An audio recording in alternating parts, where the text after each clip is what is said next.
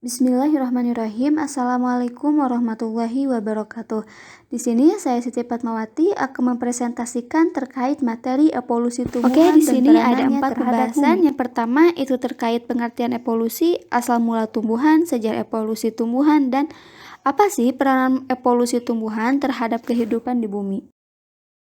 Nah, di sini ada pengertian evolusi. Apa sih itu evolusi? Nah, jadi evolusi itu merupakan cabang dari ilmu biologi yang mengacu pada proses yang telah mengubah bentuk kehidupan di atas bumi, dari bentuk yang paling awal sampai membentuk keanekaragaman yang sangat luas.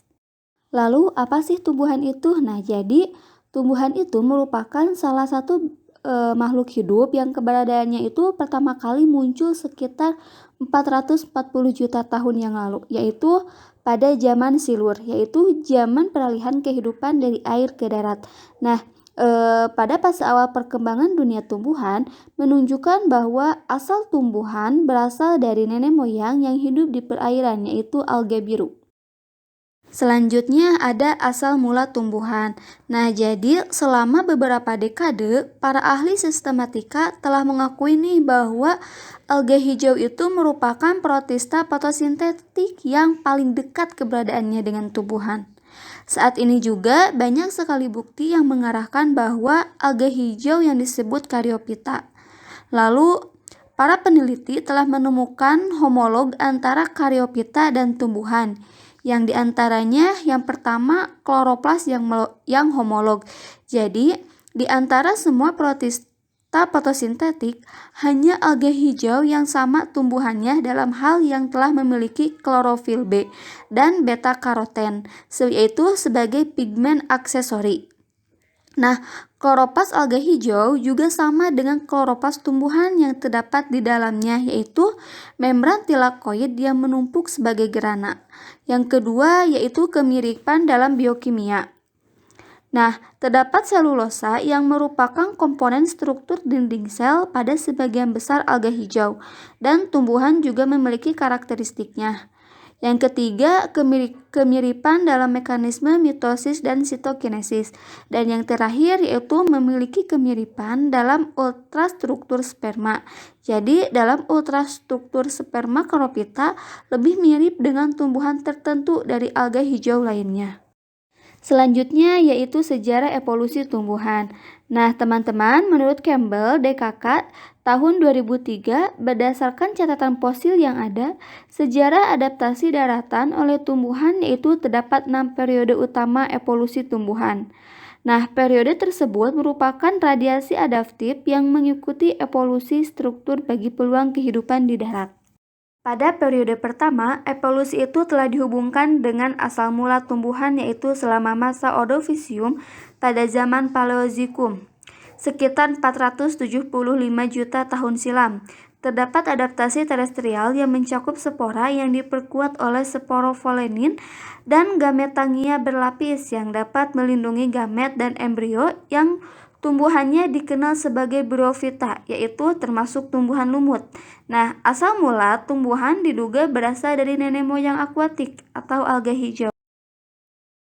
Selanjutnya periode kedua. Nah, jadi pada periode kedua ini evolusi tumbuhan itu ditandai oleh diverifikasi tumbuhan vaskuler atau disebut juga tumbuhan berpuluh, yaitu selama masa Devon sekitar 400 juta tahun silam.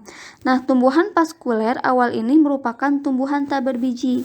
Nah, di sini ada contoh dari tumbuhan pada periode kedua. Nah, pada periode ketiga, evolusi tumbuhannya dimulai dengan kemunculan biji, yaitu telah memiliki suatu struktur yang dapat mempercepat kolonisasi daratan dengan cara melindungi embrio tumbuhan dari kekeringan dan ancaman.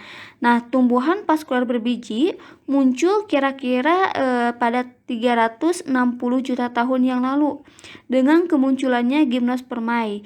Nah, Gymnospermae terdiri atas konifer dengan berbagai variasi jenisnya.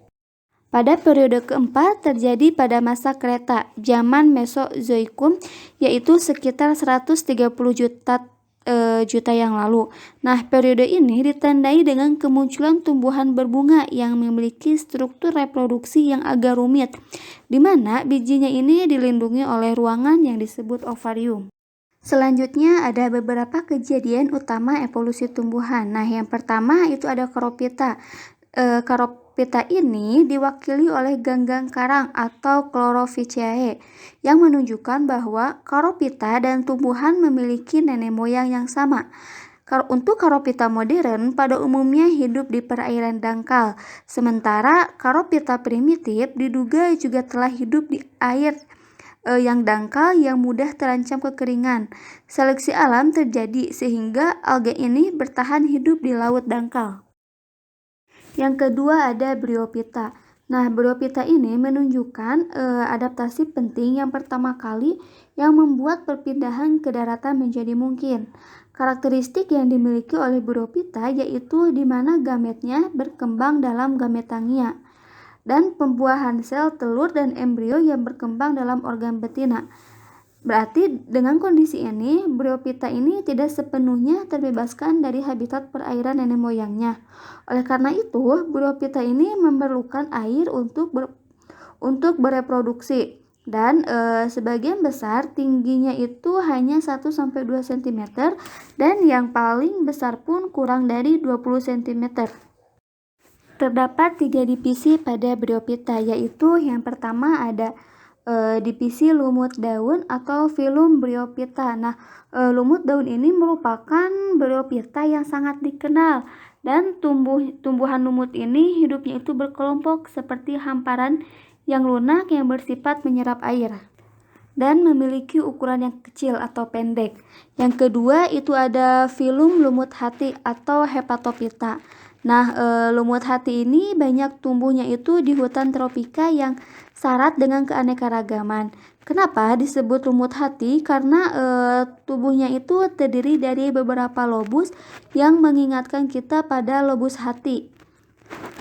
Dan yang ketiga ada filum lumut tanduk atau Altocerophyta. Nah, lumut ini disebut lumut tanduk karena sporopitnya itu membentuk kapsul yang memanjang sehingga mirip dengan tanduk dan sporopitnya itu biasanya tumbuh setinggi 5 cm.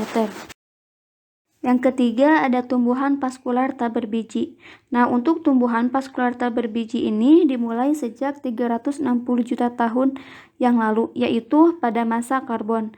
Baik pada Cooksonia maupun tumbuhan vaskular tak berbiji, siklus hidupnya itu didominasi oleh generasi sporopit.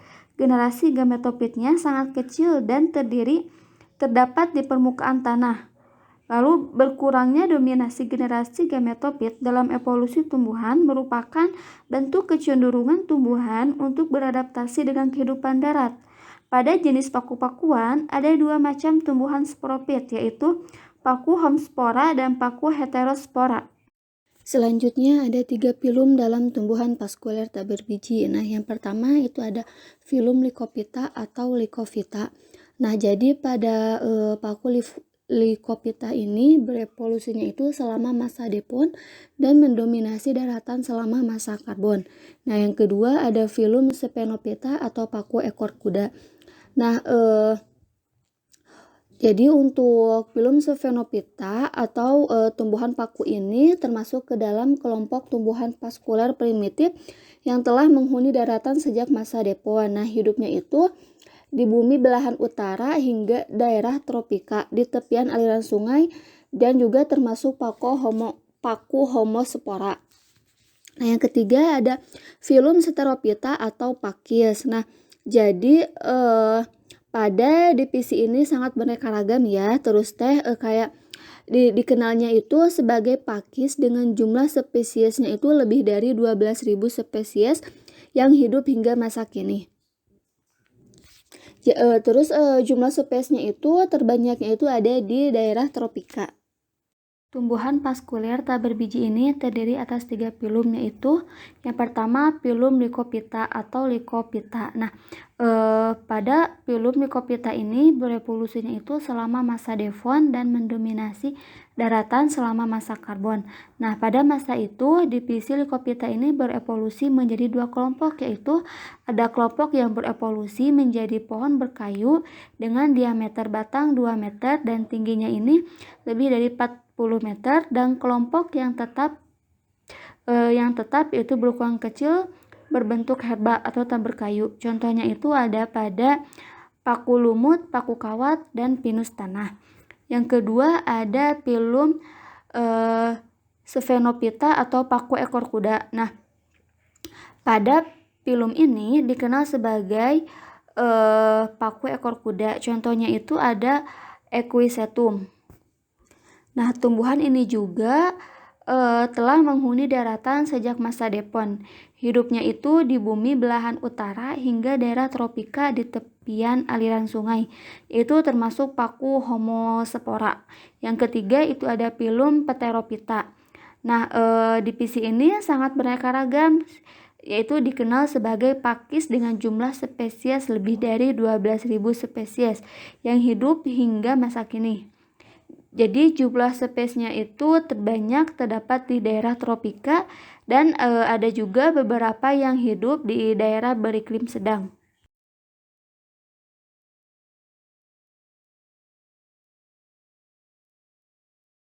Selanjutnya ada evolusi Gymnospermae. Nah, Gymnospermae ini berasal dari nenek moyang kelompok tumbuhan yang hidup pada masa Devon yang awalnya ini termasuk tumbuhan tak berbiji. Lalu evolusinya itu menjadi Gymnospermae berbiji terjadi secara adaptif, yaitu pada masa Karbon yang merupakan masa perubahan iklim di bumi. Sehingga suhu naik sehingga terjadilah perubahan flora dan fauna di bumi. Nah, pada tumbuhannya juga terjadi perubahan jenis paku-pakuan yang semulanya mendominasi rawa-rawa di masa Karbon berubah menjadi berkurang dan digantikan oleh kelompok Gymnospermae. Di sini ada Gymnospermae yang masih hidup hingga saat ini yang terjadi atas 4 divisi, yaitu yang pertama ada divisi Cichadophyta. Jadi untuk Cichadophyta tumbuhannya itu mirip dengan palem, tapi bukan palem sejati karena Cichadophyta ini merupakan tumbuhan biji terbuka sehingga bijinya itu terdapat di dalam sporophyt. Nah, yang kedua ada divisi Gingophyta, yaitu memiliki daunnya itu berbentuk kipas, terus warnanya itu akan berubah keemasan dan rontok di musim gugur. Yang ketiga ada divisi Coniferaophyta. Divisi ini memiliki bunga yang berupa konus. Terus conifer yang masih hidup hingga saat ini adalah pinus. Dan yang terakhir ada divisi Genetophyta yang terdiri dari 3 genus, yaitu ada genus Waltewickia, genus Genetum yang hidupnya itu di daerah tropika, dan genus Ephedra yang berupa semak. Selanjutnya ada evolusi Angiospermae. Nah, jadi fosil tertua Angiospermae itu ditemukan sekitar 13 juta tahun lalu di lapisan batu Kreta. Nah, Angiospermae ini mulai mendominasi daratan bumi, yaitu sekitar 65 juta tahun lalu hingga saat ini. Nah, jadi Angiospermae ini merupakan tumbuhan yang paling beraneka ragam dan tersebar sangat luas. Saat ini dikenal 250 juta spesies Angiospermae dan ditempatkan dalam divisi tunggal, yaitu Anthophyta. Anthophyta ini terdiri atas 2 kelas, yaitu ada Monocotyledon dan Dicotyledon. Sebagai tumbuhan yang beradaptasi dengan kehidupan darat, maka Angiospermae ini mengalami evolusi pada sel-sel xilem, baik bunga, buah, dan siklus hidupnya. Nah, xilem pada Angiospermae ini berevolusi menjadi pembuluh yang merupakan perkembangan dari trakeid, yaitu pada Gymnospermae. Nah, sehingga lebih terspesialisasi sebagai pengangkut air. Nah, Angiospermae juga mengalami evolusi bunga. Bunganya ini merupakan organ reproduksi yang memiliki 4 lingkaran daun, yaitu ada kelopak bunga, mahkota bunga, benang sari, dan putik. Jadi pada saat ini angiospermae itu merupakan tumpuan harapan bagi ketersediaan sumber makanan di bumi, karena bisa dikatakan sebagian besar tanaman pertanian itu merupakan angiospermae, mulai dari tumbuhan penghasil karbohidrat seperti padi, jagung, ketela, kentang, dan tumbuhan penghasil buah-buahan seperti apel, jeruk, tomat, durian, dan lain-lain, hingga tumbuhan penghasil komoditas lainnya. Semuanya itu tidak terlepas dari adanya campur tangan manusia dalam penyebaran benih dan membudidayakan tumbuhan. Jadi manusia itu sangat berperan besar dalam evolusi tumbuhan angiospermae, yaitu bisa melalui proses pemuliaan, seleksi alam, dan hibridisasi untuk memperbaiki mutu tanaman pertanian dan budidaya. Dan yang terakhir itu ada peranan tumbuhan terhadap kehidupan di bumi. Nah, jadi salah satu pengaruh dari evolusi tumbuhan itu adalah penurunan besar dalam jumlah karbon dioksida di atmosfer. Yang selanjutnya itu bisa membuat bumi lebih sejuk, dapat digunakan sebagai obat dan untuk memenuhi kebutuhan. Mungkin sekian presentasi yang dapat saya sampaikan, kurang lebihnya mohon dimaafkan. Wassalamualaikum warahmatullahi wabarakatuh.